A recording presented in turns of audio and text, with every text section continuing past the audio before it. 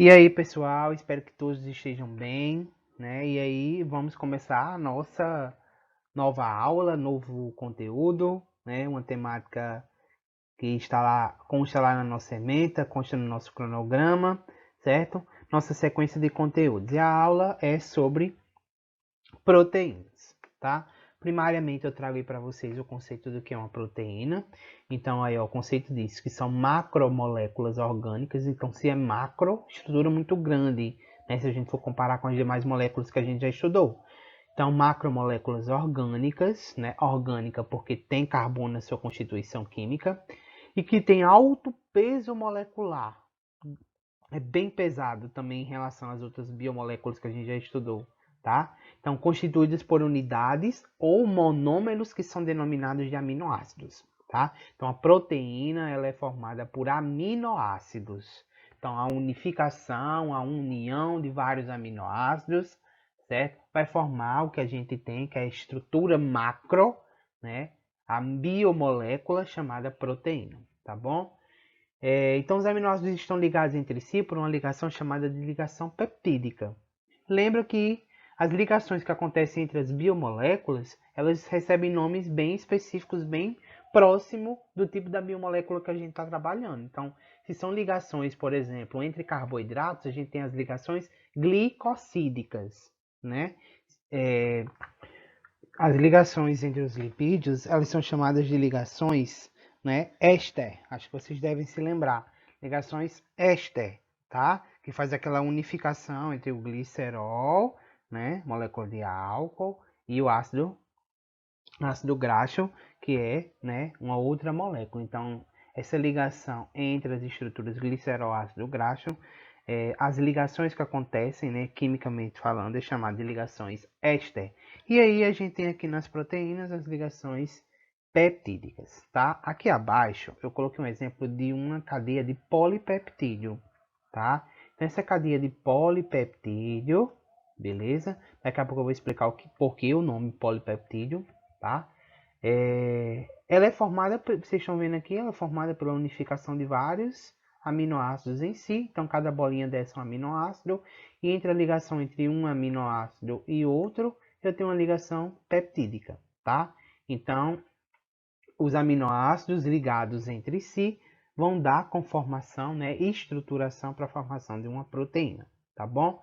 Antes da gente vir para esse quadradinho aqui, vamos perceber que as ligações entre os aminoácidos em si, certo? Elas podem ou não formar proteínas, tá? Como assim, professor? Aí é uma informação que até a gente puxa um pouco para o que está dentro do quadradinho já. Se eu tenho, vamos dizer, dois aminoácidos se ligando entre si, eu tenho um chamado dipeptídeo, certo? Se eu tenho três aminoácidos ligados entre si, tripeptídeo, tá? Quatro aminoácidos ligados entre si, tetrapeptídeo. Se eu tenho 5 ou mais aminoácidos de 5 a 99, tá? Preste atenção nisso. De 5 a 99 aminoácidos ligados entre si, eu tenho uma estrutura chamada de polipeptídeo. Agora, se eu tenho 100 aminoácidos ligados entre si, tá? Ó, 100 aminoácidos ligados entre si, eu tenho uma proteína, tá? Então, onde a gente vai para aqui, ó, pro quadradozinho onde está escrito aqui, ó, proteínas. Deixa eu apagar aqui que eu não tenho uma coordenação muito boa, tá? Coordenação motora tá bem ruim. Proteínas são moléculas formadas por um ou mais polipeptídeo contendo geralmente mais de 100 aminoácidos, tá? Então aqui, uma proteína ela pode ser formada por um polipeptídeo, ou seja, de cadeia de 100 ou mais aminoácidos, ou pode ser também formadas pela unificação de vários, né? No caso aqui, quando fala mais, né? De mais polipeptídeos, de vários polipeptídeos, tá? Então aí é onde a gente vem para essa indagação, tá aqui, ó.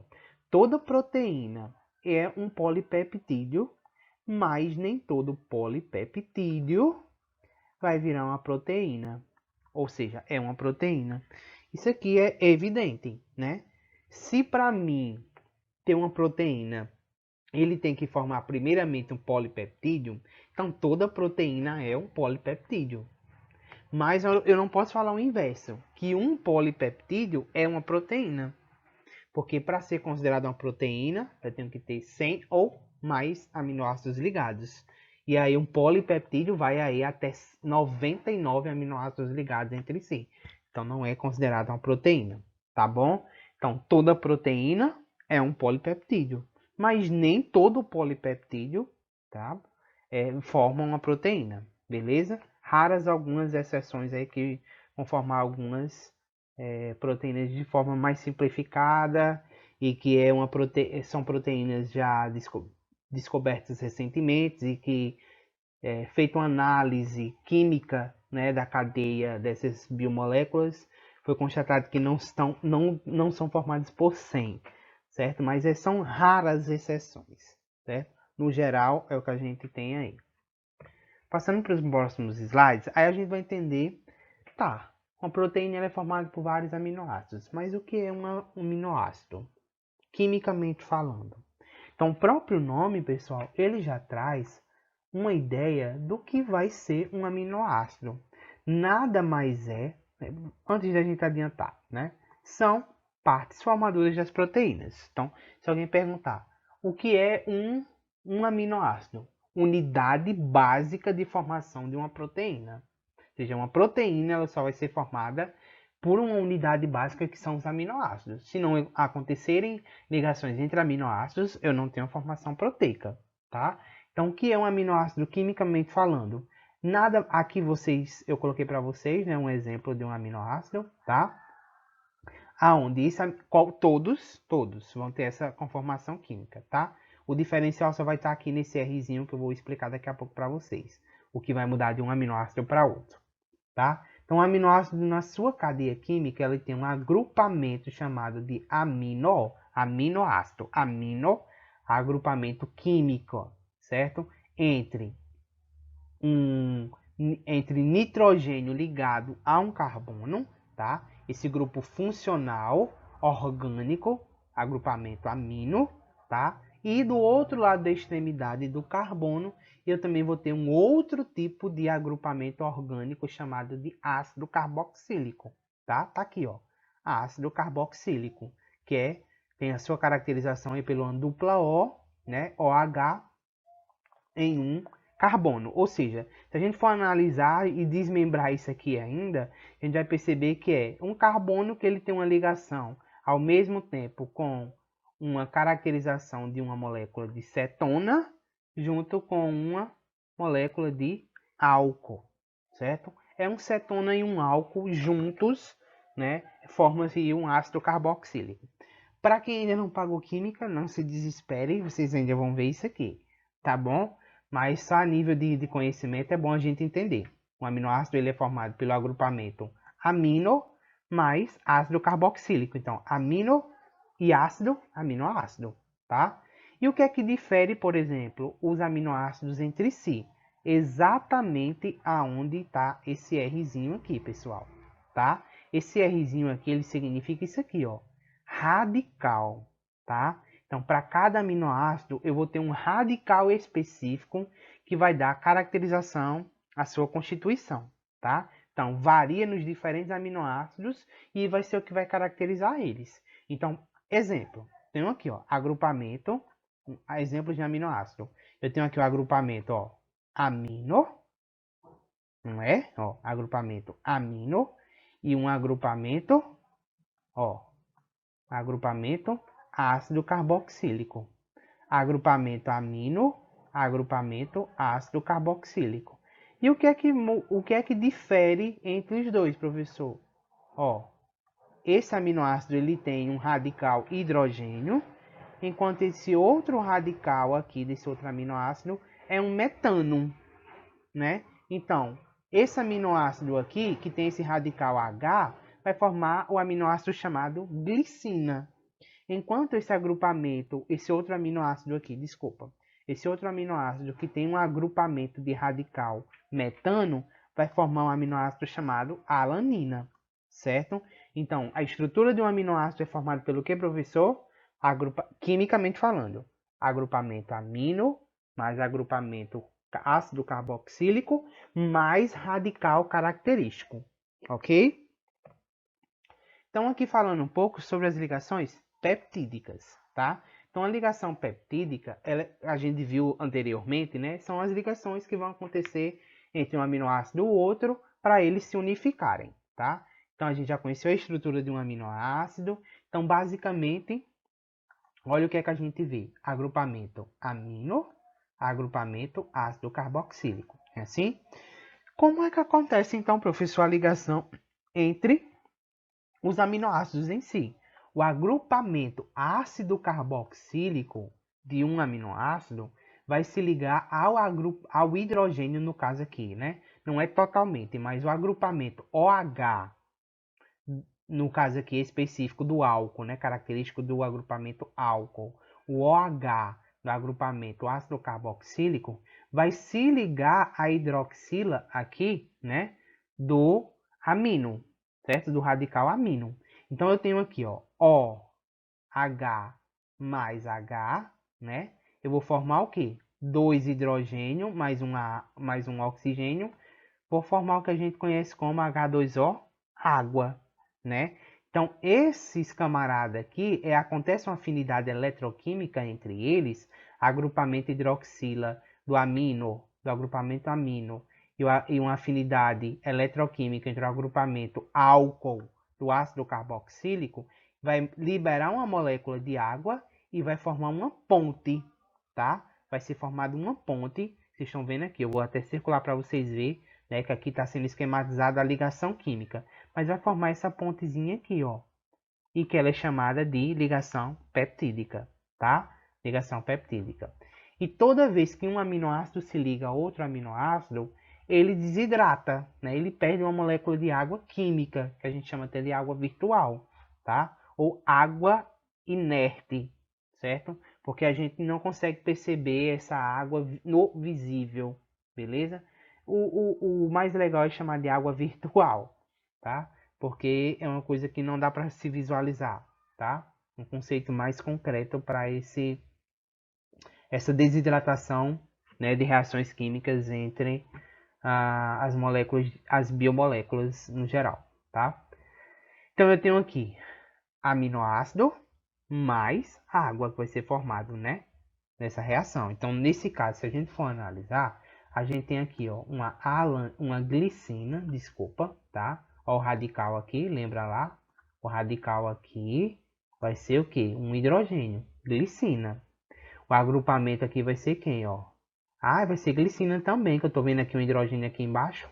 Mas você vê que aqui embaixo é hidrogênio, aqui em cima também é hidrogênio. Aí você vai olhar para o outro, hidrogênio, metano. Então, o radical em específico aqui, né, vai ser esse aqui, tá? Vai ser esse aqui, o metano. Então, uma glicina mais uma alanina vai formar um dipeptídeo mais água. E aí, são algumas curiosidades que os concursos, as provas, de forma geral, quando vem retratar a temática sobre proteínas, elas vêm, né, e é importante saber disso também, elas vêm indagar com relação ao número de ligações peptídicas e número de moléculas de água que é formado na formação de uma proteína, por exemplo, tá? Então, assim, o número de ligações peptídicas, tá? O número de ligações peptídicas é igual ao número de aminoácidos menos 1. Como assim, professor? O que é que o senhor está dizendo isso? Exemplo, um pentapeptídeo, onde eu tenho 5 aminoácidos. Se eu perguntasse quantos aminoácidos, quantas ligações peptídicas vão ser formadas entre 5 aminoácidos que estão se ligando? Então, número de aminoácidos menos 1, eu vou saber o número de ligações peptídicas. Preciso ir para esse esquema aqui todinho para poder saber quantas ligações peptídicas vai ser formada não, tá? Só basta ir para aqui. Aminoácidos menos 1, número de ligações peptídicas. Então, 5 aminoácidos, eu vou ter quantas ligações peptídicas? 4. 5 menos 1, né? Aqui, ó. 4 ligações peptídicas. E quantas moléculas de água? Também. Se cada ligação peptídica representa a desidratação por meio de uma molécula de água, então também vou ter 4 moléculas de água liberadas, tá? Então aqui um pentapeptídeo, né? Os 5 aminoácidos,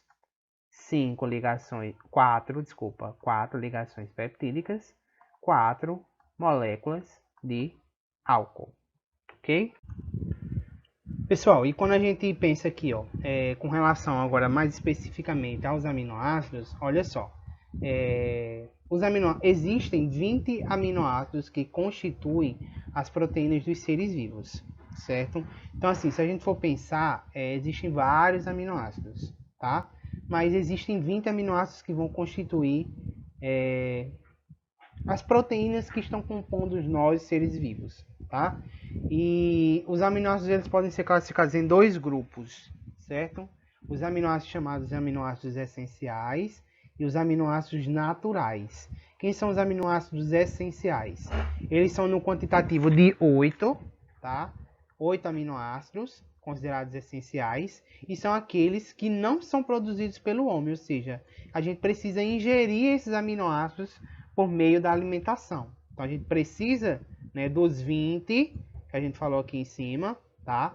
8 o corpo não produz, o nosso próprio corpo não produz. E a gente tem contato a partir de quê? Da ingesta, tá? Ingerindo a alimentação, tá bom? Principalmente os vegetais de uma forma geral. E os aminoácidos naturais são aqueles que o próprio corpo ele já produz.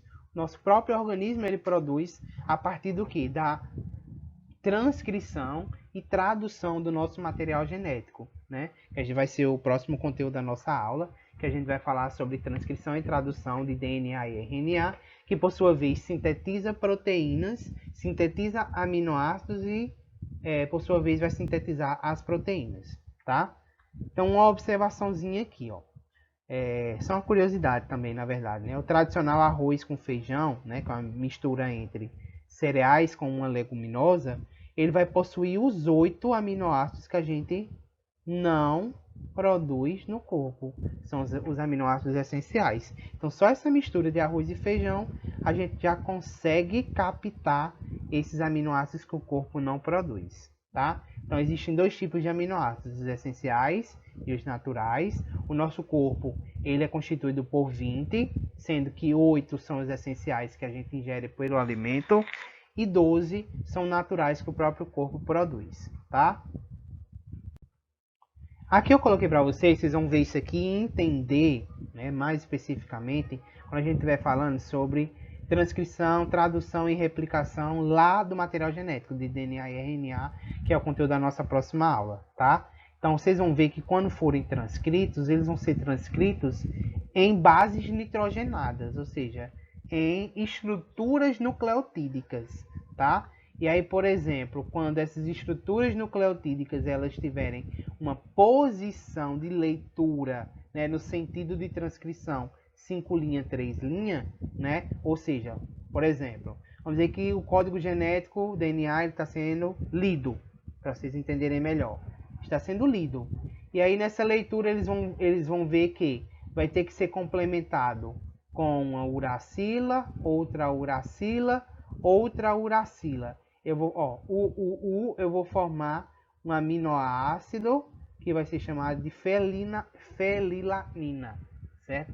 Fenilalanina, tá?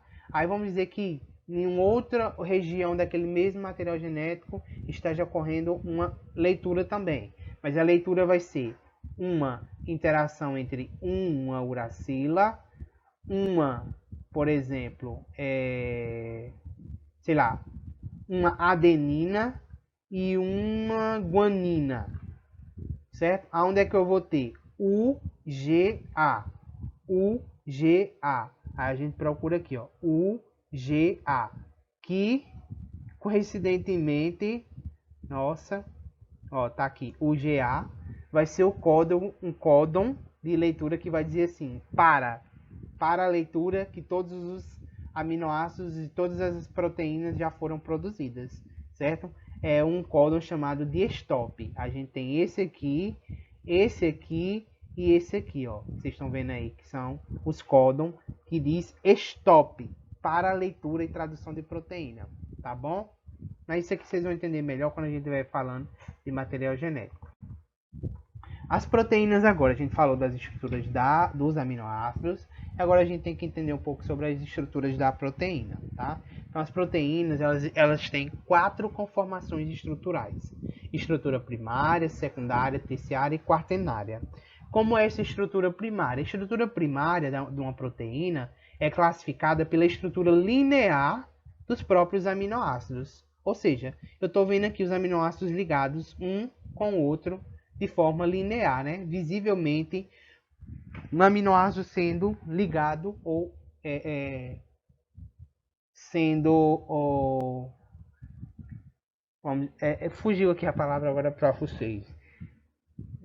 No sentido de que quando você vê essa orientação de aminoácidos ligados, um ao lado do outro, um sequencial, pronto, é essa palavra. Um sequencial ao outro, então eu tenho uma visão de uma proteína em seu estado primário. Uma proteína no estado secundário, tá? É quando eu visualizo aquela estrutura de aminoácidos ligados, formando uma estrutura helicoidal, ou seja, quando essas estruturas primárias elas começam a se enrolar, certo? Estrutura secundária, tá aqui, ó. A estrutura terciária é a estrutura ao qual vai ou envolver um envelopamento da estrutura helicoidal.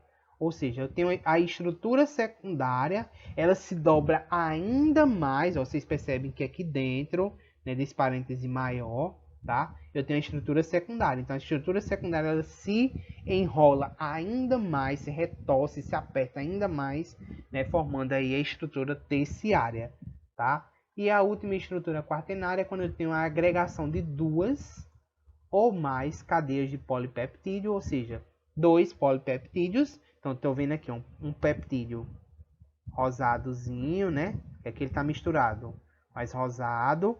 E eu tenho outro peptídeo, né? Aqui está em amareladozinho. Então, eu tenho 2 polipeptídeos unidos entre si. Ou seja, 2 estruturas terciárias formadas unidas entre si, formando a estrutura quaternária, tá? Muito se fala também na questão da desnaturação proteica. Então, toda proteína ela tem a capacidade de se desnaturar. O que significa desnaturar? Ela perde a sua conformação oficial, original, né? E perde a sua atividade, ou seja, ela deixa de ser uma proteína, tá? Então, quando a gente fala em desnaturação proteica, né, se dá pela modificação da forma tridimensional que a gente viu lá naquela hora da proteína. Então, vamos dizer que uma proteína ela só tem a sua atividade na estrutura tridimensional quaternária. Então, se ela perder essa estrutura, né, tridimensional e for, por exemplo, para a estrutura terciária, né, ser desnaturada, né, ela não vai ter mais atividade, certo? É isso que está acontecendo aqui. Quando ela perde a sua conformação da estrutura tridimensional que a gente viu agora há pouco, certo? Ela e fica inativa, a gente fala que ela sofreu desnaturação, tá? A proteína modificada, que eu acabei de falar, não vai exercer sua função, não vai exercer sua atividade como ela deveria fazer, tá? Quais são esses fatores que fazem com que a desnaturação aconteça? Temperatura elevada, pH, ou seja, mudanças de pH, os detergentes químicos, ou seja, os solventes, quando a gente faz misturas, né, ou dissoluções entre matérias proteicas e em agentes químicos que são considerados como detergentes, também acontece desnaturação, tá? E quando a gente também faz as produções de soluções, ou seja, quando a gente está produzindo, por exemplo, quando a gente chega a produzir um determinado líquido, né, uma determinada substância, vocês que forem de farmácias vão entender um pouco melhor. Por exemplo, quando a gente está produzindo uma solução para um determinado medicamento, né, a depender da proteína que a gente tiver ali utilizando como fórmula química para a droga, né, ela vai perder a sua conformação tridimensional e não vai ter mais atividade de forma efetiva, tá bom? Então, a desnaturação ela acontece por esses principais 4 meios aí, ou como a gente pode chamar de fatores, tá? Mas qual é a função das proteínas, Franklin? As proteínas têm função? Tem. A primeira função dela está aqui, ó, função estrutural. O que significa essa função estrutural da proteína? Ó, as proteínas são as moléculas orgânicas mais abundantes do corpo humano. Exemplo, colágeno. Já ouviram falar nessa proteína, né? A proteína ela é muito abundante, por exemplo, na nossa pele, na cartilagem, né? É ela que dá essa capacidade de resistência e elasticidade às estruturas da nossa epiderme, tá? Então, o colágeno que tem na nossa pele, né, nas nossas cartilagens, por exemplo, ele é extremamente estrutural. Ele dá estrutura, embasamento, sustentação para que, por exemplo, órgãos, tecidos, certo? Sistemas, eles tenham um apoio homeostático e funcional. Então, proteínas estruturais, a gente tem proteína, aqui outros exemplos, ó. Elastina é outra estrutural. Uma proteína que, por exemplo, é elástica e está presente em órgãos como, por exemplo, o pulmão.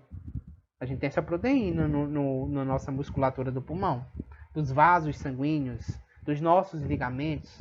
Então, é elastina, uma outra proteína. Queratina, outra proteína estrutural. Fibras resistentes encontradas no cabelo, na unha, no chifre, cascos. Chifre e cascos, aí a gente foge, né? Ser humano. Mas, de forma geral, os animais que possuem, tá? Queratina, também outra proteína estrutural. Outra função, hormonal. Existem proteínas, Franklin, que vão fazer regulação hormonal? Sim. Exemplo clássico e direto, insulina e o glucagon, que vão aí fazer o controle da glicemia no nosso sangue. Então, tá? Se a gente for pensar de uma forma geral, várias proteínas que o nosso corpo produz, ó, como está dizendo aqui, ó, vários hormônios são proteínas, várias proteínas que o nosso corpo produz são hormônios. Tá? Então também tem função hormonal. Insulina é uma delas, o glucagon, certo? Dentre outros. Outra função, respiratória. Tipo, a hemoglobina, já devem ter ouvido falar, e a mioglobina também já devem ter ouvido falar.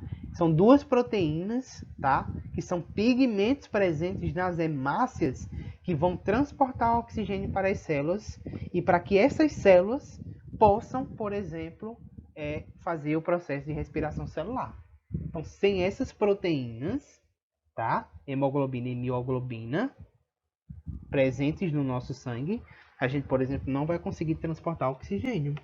Outra função, proteínas chamadas de proteínas respiratórias, mioglobina e hemoglobina, tá? Outra função, contrátil. Existem proteínas que têm função contrátil? Sim. As da nossa musculatura, do músculo esquelético. A actina e miosina são duas proteínas, tá? São proteínas presentes nas nossas células musculares, onde são responsáveis pelo mecanismo da contração, ou seja, extensão e relaxamento. A gente consegue contrair e relaxar, graças, né, a essas duas proteínas contráteis, certo? Que é a actina e a miosina. Outra função, carregadora. A gente vai ver essa função dessa proteína quando a gente estuda muito a célula, porque existem essas proteínas sem essa função, são proteínas que estão de forma internalizada, né, fazendo como se fosse uma ponte entre o meio interno e externo de uma célula. Então são proteínas chamadas carregadoras e elas vão carregar, sim, carregar substâncias que não conseguem, por exemplo, passar de forma simples pela própria membrana plasmática. Aí quem é que faz essa passagem, esse transporte? As proteínas carregadoras, tá? Então, existem várias proteínas na membrana plasmática das células responsáveis pelo transporte de substâncias para o interior e exterior de dentro da célula, tá? Outra função da proteína é a função imunológica, tá? As moléculas de defesa do nosso sistema imunológico, elas são proteínas. E a gente chama elas de quê? Anticorpos ou imunoglobulinas, tá? São também outras Outras proteínas também têm função imunológica. O sistema imunológico, ele produz fielmente proteínas para o nosso sistema autoimune, tá? Que aí são os anticorpos e as imunoglobulinas, são os exemplos que eu coloquei para vocês. E elas também têm uma função, e essa é bem peculiar, ela é bem importante, tá? Que é a função catalítica.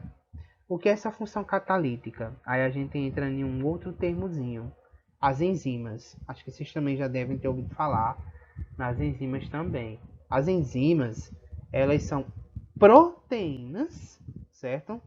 Só que elas recebem esse nome de enzimas, visto que é uma proteína que ela tem a capacidade de acelerar reações químicas no interior das nossas células, tá?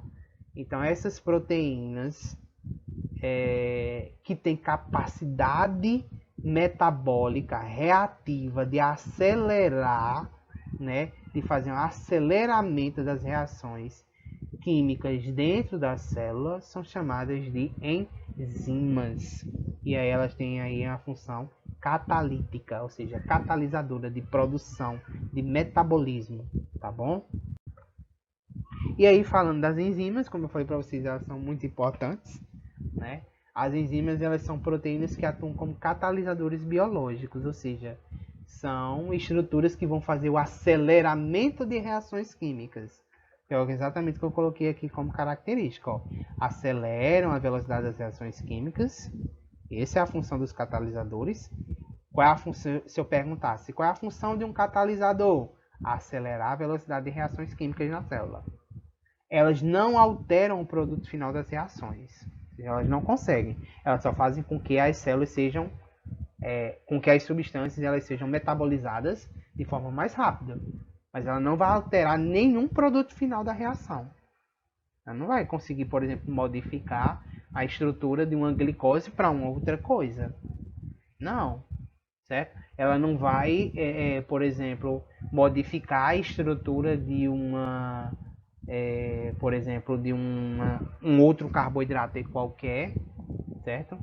Em um outro produto, certo? Não vai alterar o produto final. Agora, existem proteínas que fazem uma alteração de produto final, tá? Em específico, a lactose, tá bom? A lactose, ela tem que fazer essa alteração de produto final, que é a conversão, né? Aí a quebra primeiro um processo catalítico de quebra de glicose e a lactose, que está na lactose, né? Quebrando em duas de monossacarídeo. E aí, como o nosso corpo absorve glicose, o que é que vai acontecer com a galactose? Vem uma outra enzima catalítica que vai fazer com que essa galactose seja convertida em glicose. Aí sim vai alterar, certo? O produto final aí da reação, tá bom? Mas aí, na sua grande maioria, tá? Não aceleram, não alteram o produto final das reações. É como se fossem uma espécie de ajuda só. Só ajuda. Não influencia em muita coisa, não. Só influencia porque acelera os processos. Classificação das enzimas. As enzimas elas podem ser simples ou enzimas chamadas de enzimas conjugadas. As enzimas simples são formadas apenas por aminoácidos. A proteína formada apenas por aminoácidos, mas que tem função catalítica, enzima simples, tá? Agora, uma enzima conjugada, ela é formada por parte proteica e por uma parte que não é proteica. E aí, essa parte proteica é chamada de apoenzima e a não proteica é chamada de coenzima. E essa parte que não é proteica é a parte de um conteúdo que a gente até já viu, que são os sais minerais. Por exemplo, o ferro, né? O ferro, sal mineral ferro. É a parte não proteica dessa enzima conjugada, tá? Então aí ela é formada apoenzima mais coenzima, que são duas estruturas inativas, mas que juntas formam a chamada aloenzima, né? Uma enzima conjugada que tem a sua atividade, beleza? As coenzimas, uma observaçãozinha aqui, auxiliam as enzimas no seu funcionamento. E a maioria das enzimas, ou das coenzimas, desculpa, são ou vitaminas ou são sais minerais. Que eu acabei de dizer aqui. Ou são vitaminas ou é um sal mineral. Aqui eu coloquei, por exemplo, o sal mineral ferro, tá? Como uma parte coenzimática do processo aloenzimático. Mecanismos de ação da enzima. Então, as enzimas, se vocês perceberem aqui, esse gráfico exatamente eu já trouxe para poder mostrar a energia de ativação das enzimas. Se vocês perceberem uma reação que não tem, deixa eu apagar aqui, uma reação que não tem catálise, ou seja, não tem ação de enzima, tá? E uma reação que ela tem a participação de enzimas. Uma que não tem e a outra vai ter, tá bom? Então, vocês veem aqui, ó, que eu tenho um gráfico em relação energia livre, caminho da reação. E aqui nesse gráfico, né, que não tem enzima, a barreira de energia ela é o quê? Bem maior, ou seja, a dissipação, o tempo que eu vou levar para que a reação aconteça, né, até gerar o produto é bem maior. E se eu for ver aqui agora no processo enzimático, onde eu tenho enzima, né, olha como é que está a minha barreira energética, a minha barreira de energia, ela é bem pouca, ou seja, eu tenho pouco gasto energético, por sua vez uma reação mais rápida de metabolização e mais rápida de produção, né, daquele meu produto final ao qual a enzima está trabalhando. Então, tá vendo que sem enzima demoro mais, com enzima demoro menos. Por isso que elas têm essa função de catalisador, ou seja, de acelerar, ou seja, aumentar a velocidade da reação, beleza? Mecanismos de ação enzimática. Então, quando a gente pensa nas enzimas, a gente pensa geralmente num modelo chamado chave-fechadura, ao qual as enzimas são altamente específicas e geralmente possuem um único tipo de substrato. Então, eu tenho uma enzima específica para um substrato específico, tipo maltose. É um carboidrato, ó, tá aqui. Maltose, carboidrato. Então, para me metabolizar a maltose, eu vou ter que ter uma enzima extremamente específica. Quem é essa enzima? Maltase. Tá vendo que os nomes eles só mudam o finalzinho? Ose, carboidrato. Ase, enzima. Então, eles têm a conformação da enzima da maltase, ele é conformacional à estrutura do seu produto que vai ser metabolizado, ou seja, ó, eles vão se encaixar aqui, ó, perfeitamente, como vocês veem nessa outra imagem já do lado, ó, a enzima acoplou-se perfeitamente ao substrato, tá? Então aí o que é que acontece? A enzima acelerou o processo de quebra da maltase, tá? Liberando aí duas moléculas de forma simples. A maltose ela vai ser quebrado em duas glicoses, ó.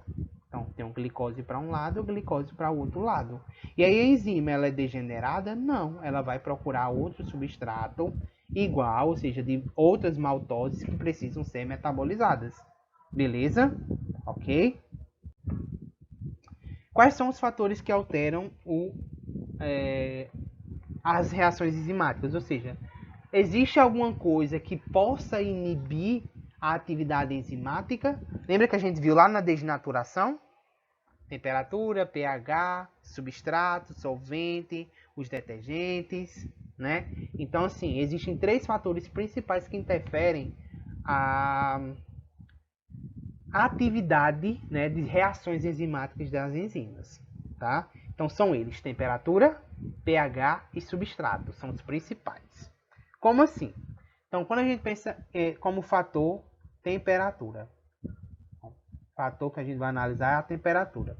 A velocidade das reações químicas tende a aumentar com o aumento da temperatura até atingir uma velocidade máxima, que a gente chama essa de velocidade de x, tá? Em uma temperatura ótima, y. Então, se a gente for analisar aqui, toda enzima ela tem o seu limiar de temperatura. Como assim, professor? Ó, eu tenho um gráfico aqui, velocidade da reação versus a minha temperatura. No que eu vou caminhando, né, aqui no meu gráfico, eu estou aumentando a minha temperatura. Então, no que eu vou aumentando a minha temperatura, o que é que acontece com a minha velocidade? Ó?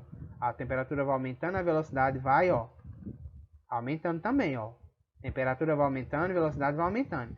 Vai chegar num ponto, que é o ponto Y, que é a temperatura ótima da enzima, em que essa enzima ela vai fazer o quê? Ter o seu ápice de metabolismo, ou seja, o ápice da quantidade de temperatura que ela consegue suportar para poder trabalhar. Depois que essa temperatura, o que é que acontece? Eu ainda estou subindo a temperatura, ó.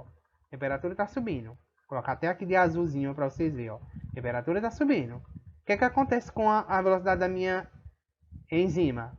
De reação da minha enzima? A velocidade aqui, ó. K e U. Por quê? Explicação simples e direta.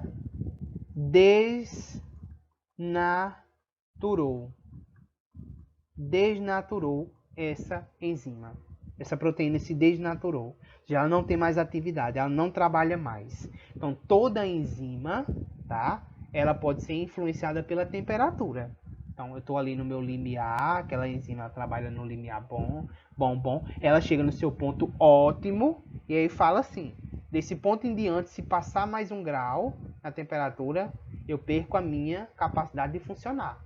Acontecendo isso, desnatura. Não acontecendo, ela está no limiar dela trabalhando, tá? E a gente consegue perceber isso, por exemplo, fazendo uma correlação para o biológico, né? Por exemplo, quando a gente tem febre. Por que é muito temoroso quando a gente tem febre? Exatamente porque, como os nossos órgãos eles trabalham com enzimas para metabolizar, por exemplo, oxigênio, metabolizar, por exemplo, a digestão, as enzimas que, por exemplo, fazem com que a musculatura cardíaca bata, certo? Então, se essas enzimas chegarem, né, que até então, são poucas que até então são conhecidas, mas chegarem num limiar, quando a gente estiver no estado febril, num limiar ao qual elas não consigam mais trabalhar depois daquele aumento daquela temperatura, ou seja, meu estado febril está aumentando, né? A primeira coisa que acontece, a pessoa convulsiona, né? Entra no estado convulsional, né? Por quê? Porque já é um processo sintomático, né? Para dizer que o corpo ele está perdendo as suas enzimas por desnaturação, tá? E elas não vão ter mais atividade. E aí um processo, por exemplo, convulsionário pode trazer aí grandes problemas, por exemplo, danos neurológicos que vai fazer com que o coração pare, né? Ou até mesmo um estado febril fazer com que o coração pare por causa das enzimas cardíacas, os pulmões eles se colabem, né? Ou seja, não consigam mais ter entrada de oxigênio, né? Tá bom? Então, assim, é muito perigoso essa questão da temperatura, exatamente porque as enzimas, elas só trabalham em limiares bons de temperatura. Passou do limiar bom dela, ela não funciona. Ela desnatura, deixa de ter sua funcionalidade, tá? Outro fator, como eu falei para vocês, é o pH. O pH nada mais é do que o potencial hidrogênico. E é quase a mesma coisa com que a gente viu na temperatura, tá? Só que é um ponto ótimo para o potencial hidrogênico, tá? O que significa dizer isso? Olha só. As enzimas, elas exigem... Vou apagar aqui. As enzimas, elas exigem um pH ótimo, pH Y, na qual a velocidade da reação seja máxima em X. X, velocidade máxima, certo? Para que ela consiga trabalhar no limiar ótimo.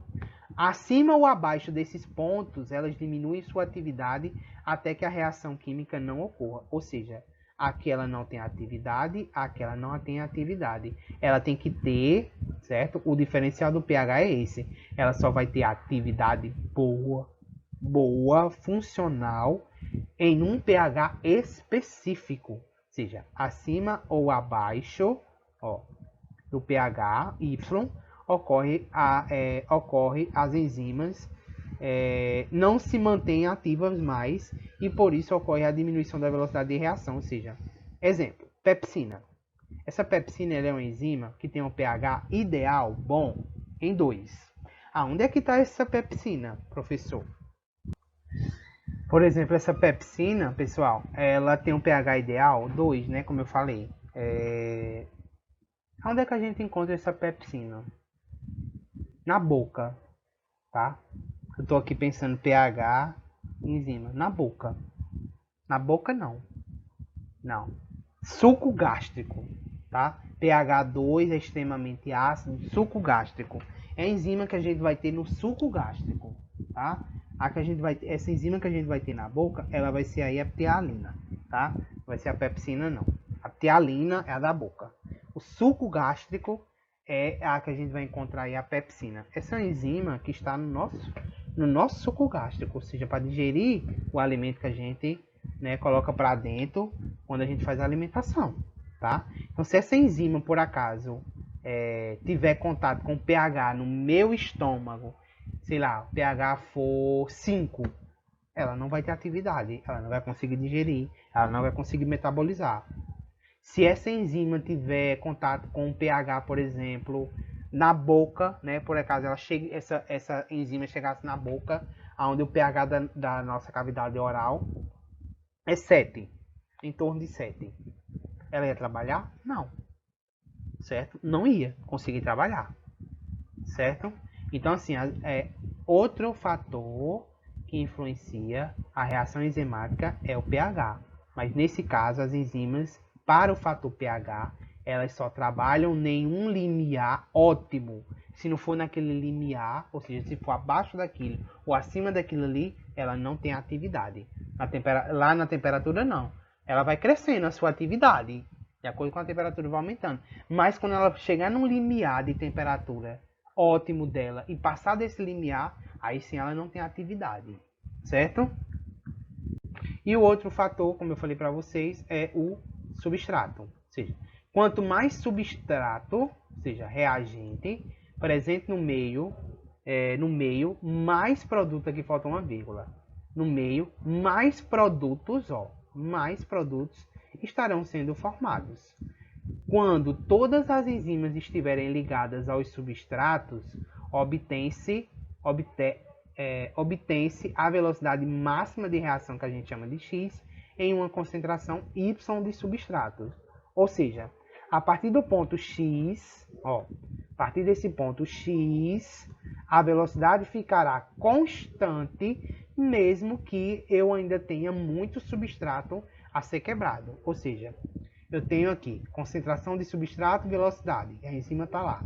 Então, eu tenho aqui uma molécula para ser quebrada, 2, 3, 4, 5. E aqui eu tenho, sei lá, 10 moléculas a serem quebradas. Certo? Quando essa determinada enzima em específico vai metabolizando. Quando ela chegar aqui nos 10, o que é que vai acontecer? A velocidade de reação ela vai estancar, ou seja, vai ficar linear, ou seja, sequencial. Nem aumenta nem diminui. Ou seja, porque a enzima ela vai trabalhar de acordo com o quantitativo. Ah, mas eu tenho aqui, sei lá, mil